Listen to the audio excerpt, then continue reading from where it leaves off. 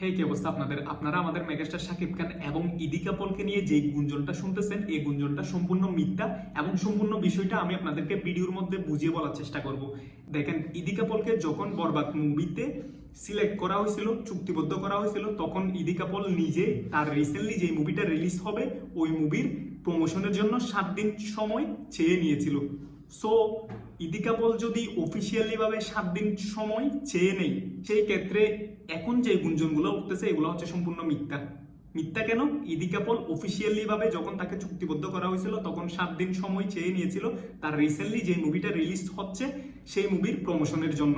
এবং আপনারা সিরিয়ালের যে কথাবার্তাগুলো শুনতেছিলেন এগুলো হচ্ছে সম্পূর্ণ বানোয়াট এবং মিথ্যা।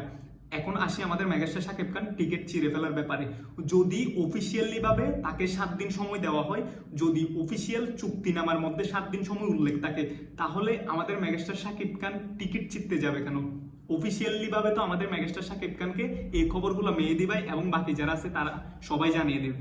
সো আপনারা আশা করি ব্যাপারটা বুঝতে পারতেছেন, এইগুলো হচ্ছে সবকিছু ষড়যন্ত্র হচ্ছে। আপনারা জানেন যে অতীতে আমাদের মেগাস্টার শাকিব খানের মুভি নিয়ে অনেক ষড়যন্ত্র হয়েছে, বর্তমানে ষড়যন্ত্র চলতেছে।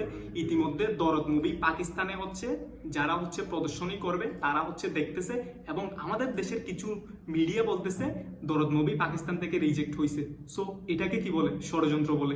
সো বরবাদ হচ্ছে আমাদের দেশের ওয়ান অফ দ্য বেস্ট একটা মুভি, যেটার বাজেট প্রায় 15 কোটি টাকার উপরে। সো সেই জন্য অনেকে অনেক রকম ষড়যন্ত্র করবে, এগুলোতে আপনাদের খান দেওয়া যাবে না। আই হোপ আপনারা ব্যাপারটা বুঝতে পারছেন, এবং এই ব্যাপার নিয়ে আশা করি আপনারা আর কোনো কথাবার্তা বলবেন না।